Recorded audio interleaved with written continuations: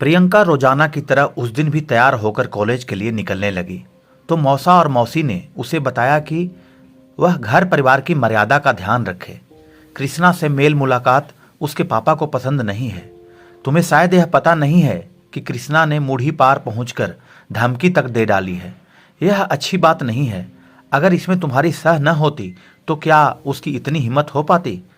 मौसा मौसी प्रियंका को ऐसा बताते हैं कि वह उस लड़के से ना मिले, कृष्णा से ना मिले, लेकिन वह अपना मिलना जारी रखती है। तो दोस्तों, इसका क्या अंजाम होता है, कैसे उनके प्यार हुआ और कैसे उनके साथ में जो घटना घटी, सारी चीज़ें मैं आपको इस कहानी में बताने वाला हूँ।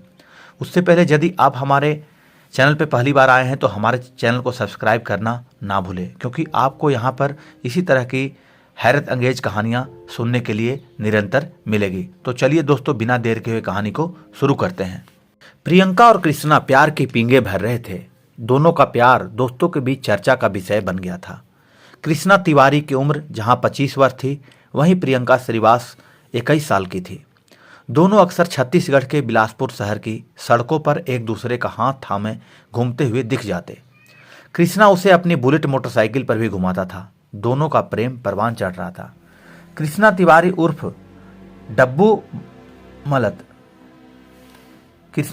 उर्फ डब्बू मूलतः कोनी बिलासपुर का रहने वाला था और प्रियंका पास के ही बिल्हा शहर के मूढ़ीपार गांव की थी। वह बिलासपुर में अपने मौसा जोगीराम के यहाँ रहकर बीए फाइनल की पढ़ाई कर रही थी। एक दिन कृष्णा ने शहर के विवेकानंद गार्डन में घूमते घूमते प्रियंका से कहा, प्रियंका, आज मैं तुमसे एक बहुत खास बात कहने जा रहा हूँ, जिसका शायद तुम्हें बहुत समय से इंतजार हो। क्या? प्रियंका ने स्वाभाविक रूप से कहा। मैं तुमसे शादी करना चाहता हूँ। कृष्णा बोला, मैं चाहता हूँ कि हम दोनों शादी कर लें या फिर घर वालों से दूर कहीं भाग चलें। नहीं नहीं, मैं भागकर शादी नहीं कर सकती। वैसे भी अभी मैं पढ़ रही हूँ। शादी होगी तो मेरे माता पिता की सहमति से होगी। तब तो प्यार भी तुम्हें मम्मी पापा की आज्ञा लेकर ही करना चाहिए था। कृष्णा ने उसकी खिल्ली उड़ाते हुए मीठे स्वर में कहा, देखो, प्यार और शादी में बहुत बड़ा फर्क है। तुम मुझे अच्छे लगे तो तुमसे दोस्ती हो गई और फिर प्यार हो गया। प्रियंका ने सफाई दी। अच्छा, यह तो बड़ी कृपा की आपने हुजूर, कृष्णा ने विनम्र भाव से कहा। अब कुछ और कृपा बरसाओ, मेरी यह इच्छा भी पूरी कर दो। देखो डब्बू, तुम मेरे पापा को नहीं जानते। वह बड़े ही गुस्से वाले हैं। मैं माँ को तो मना लूंगी, मगर पापा के सामने तो बोल तक नहीं सकती। वो तो अरे बाप रे, कहते कहते प्रियंका की आंखें फैल गई और चेहरे सुर्ख हो। प्रियंका, तुम कहो तो मैं पापा से बात करूं या फिर उनके पास अपने पापा को भेज दूं। मुझे यकीन है कि हमारे खानदान रुतबे को देखकर तुम्हारे पापा जरूर हाँ कह देंगे। बस तुम अड़ जाना, कृष्णा ने समझाया। देखो कृष्णा, हमारे घर के हालात माहौल बिल्कुल अलग हैं।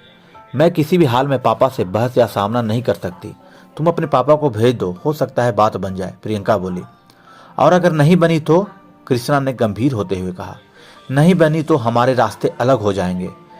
इससे मैं क्या कर सकती हूँ, प्रियंका ने जवाब दिया। एक दिन कृष्णा तिवारी के पिता लक्ष्मी प्रसाद तिवारी प्रियंका श्रीवास के पिता नारद श्रीवास से मिलने उनके घर पहुंच गए। नारद श्रीवास का एक बेटा और 2 बेटियां थी। वह किराए के एक दुकान चलाते थे।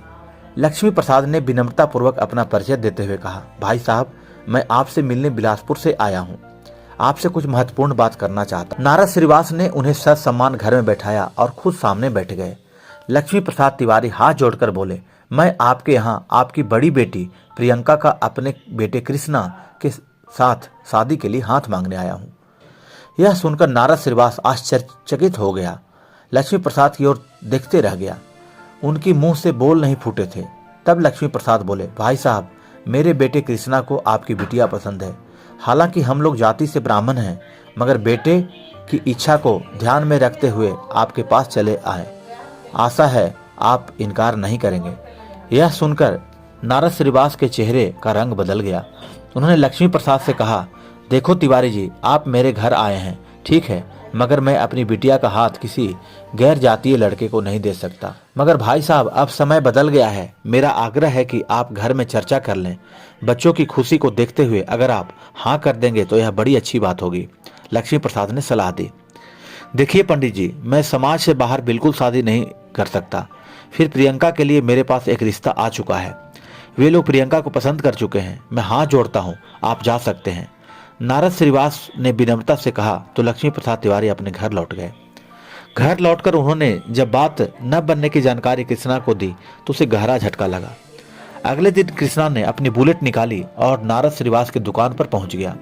उस समय नारद ग्राहकों को सामान दे रहे थे। दुकान के बाहर खड़ा कृष्णा नारद श्रीवास को घूर घूर कर देख रहा था। जब ग्राहकों से निपट गए तो उन्होंने कृष्णा की ओर मुखातिब होते हुए कहा, हाँ क्या चाहिए? कृष्णा ने उनसे बिना किसी डर के अपना परिचय देते हुए कहा, कल मेरे पापा आए थे आपके पास। यह सुनते ही नारद श्रीवास के दिलो दिमाग में बीते कल का सारा वाकया साकार हो उठा, जिसे लगभग वह भुला चुके थे। उन्होंने कहा, हाँ तो? कृष्णा तिवारी ने कहा, आपने मना कर दिया। मैं इसलिए आया हूं कि एक बार आपसे मिलकर आपकी बात कहूं। देखो तुम चले जाओ, मैंने तुम्हारे पिताजी को सब कुछ बता दिया है और इस बारे में मैं अब कोई बात नहीं करूंगा।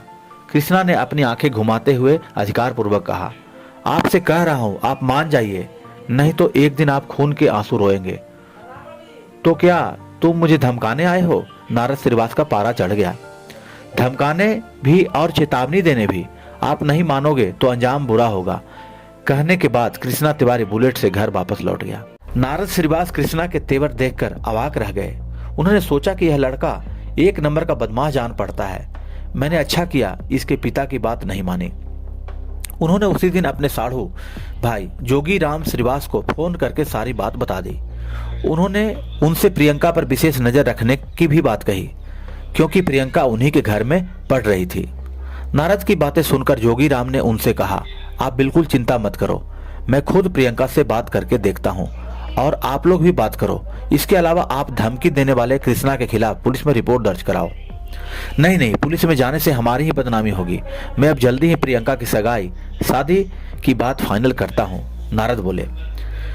21 अगस्त 2019 डब्बू उर्फ कृष्णा ने प्रियंका को सुबह सुबह लवली मॉर्निंग का व्हाट्सएप मैसेज भेजा और लिखा, प्रियंका हो सके तो मुझसे मिलो, कुछ जरूरी बातें करनी है।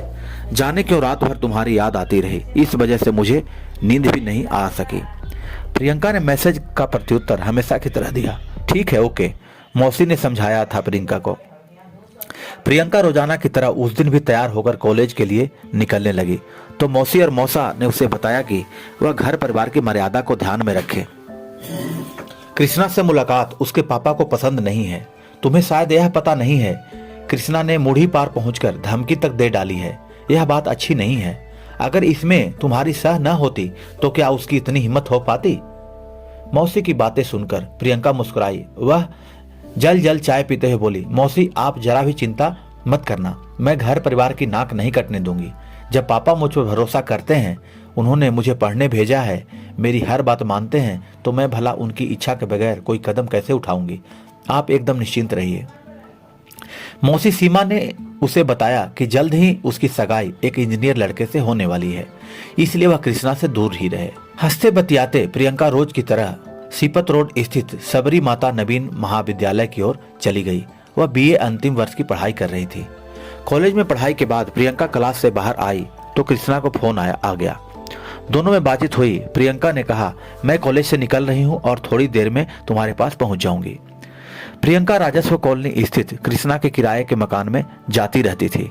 वह मकान बॉयज हॉस्टल जैसा था। कृष्णा और प्रियंका वहां बैठकर अपने दुख दर्द बांटा करते थे। प्रियंका ने उससे वहां पहुंचने की बात कही तो कृष्णा खुश हो गया। कृष्णा घर का बिगड़ैल लड़का था। आवारागर्दी और घर परिवार से बेहतर संबंध नहीं होने के कारण पिता ने एक तरह से उसे घर से निकाल दिया था। कृष्णा किराए का मकान लेकर रहता था।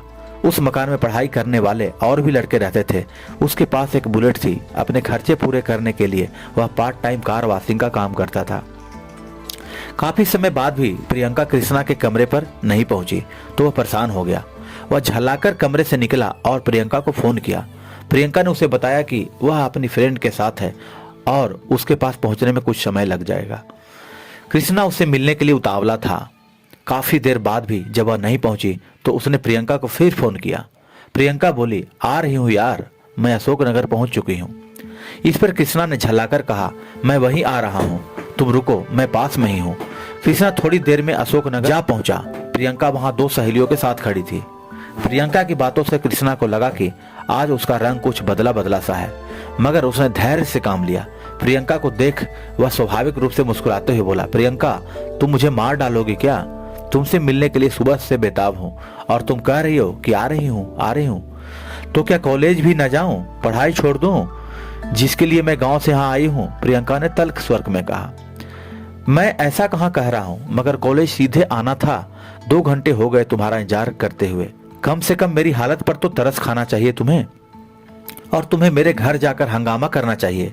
पापा से क्या कहा है तुमने? तुम ऐसा कैसे कह सकते हो? प्रियंका ने रोष भरे स्वर में कहा। प्रियंका को गुस्से में देखकर कृष्णा को भी गुस्सा आ गया। दोनों की अशोक नगर चौक पर ही नोकझोंक होने लगी, जिससे वहां लोगों का हुजूम जमा हो गया। तभी एक स्थानीय नेता प्रशांत तिवारी, जो कृष्णा और प्रियंका से वाकिफ थे, वहां पहुंचे और दोनों को समझा बुझाकर शांत कराया। कृष्णा ने प्रियंका को बुलेट पर बिठाया और अपने कमरे की ओर चल दिया। रास्ते में दोनों ही सामान्य रहे। अपने कमरे में पहुंचकर कृष्णा ने कहा, प्रियंका, अब दिमाग शांत करो, मैं तुम्हारे लिए बढ़िया चाय बनाता हूँ। यह सुनकर प्रियंका मुस्कुराई। यार, मुझे भूख लग रही है और तुम बस चाय बना रहे हो। इसके बाद कृष्णा पास के एक होटल से नाश्ता ले आया। दोनों प्रेम भाव से बातचीत करते करते कब फिर से तनाव में आ गए, पता ही नहीं चला। कृष्णा ने कहा, तुम मुझसे शादी करोगे या नहीं? आज मुझे साफ साफ बता दो।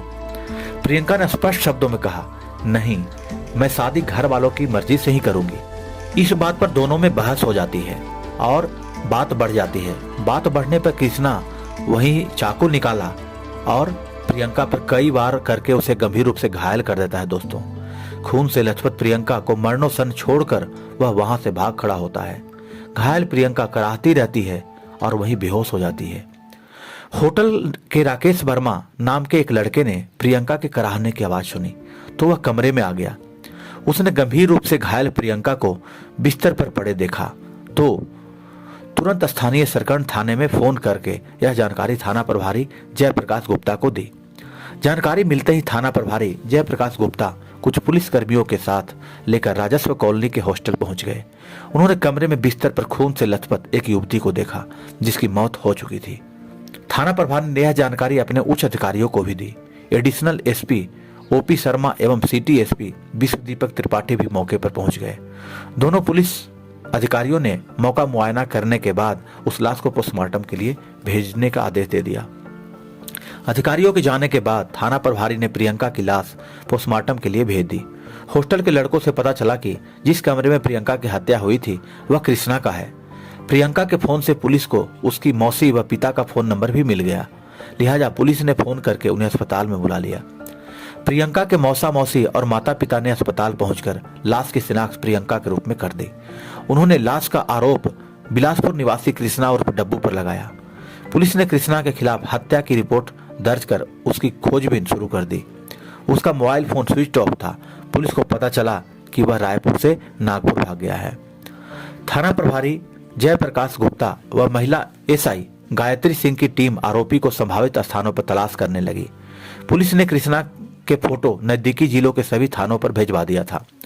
सरकंडा के करीब 25 किलोमीटर दूर स्थित मुंगेली जिले के थाना सरगांव को एक सिपाही को 23 अगस्त 2019 को कृष्णा तिवारी सरगांव चौक पर दिख गया।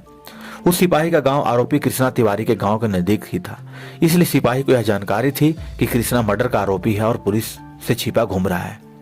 लिहाजा वह सिपाही कृष्णा तिवारी को हिरासत में लेकर थाना सरगांव ले गया आया।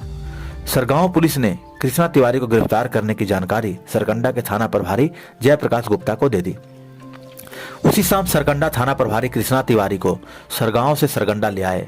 उससे पूछताछ की गई तो उसने प्रियंका की हत्या करने का अपराध स्वीकार कर लिया। उसकी निशानदेही पर पुलिस ने घटना स्थल से एक चाकू भी बरामद किया जो 3 टुकड़ों में था। कृष्णा ने बताया कि हत्या करने के बाद वह बुलेट से सीधा रेलवे स्टेशन की तरफ गया। उस समय उसके कपड़ों पर खून के धब्बे लगे हुए थे। उसके पास पैसे भी नहीं थे। स्टेशन के पास अनुराग मानिकपुरी नाम के दोस्त से उसने 500 रुपया उधार लिया और रायपुर की तरफ निकल गया। कृष्णा तिवारी उर्फ डब्बू से पूछताछ कर पुलिस उसे 24 अगस्त 2019 को मुख्य न्यायिक दंडाधिकारी बिलासपुर के समक्ष पेश किया, जहां से उसे जेल भेज दिया गया। दोस्तों, आप देख सकते हैं कि इस तरह के रिश्ते का क्या अंजाम होता है। यहाँ पर दोनों की जिंदगी तबाह हो जाती है।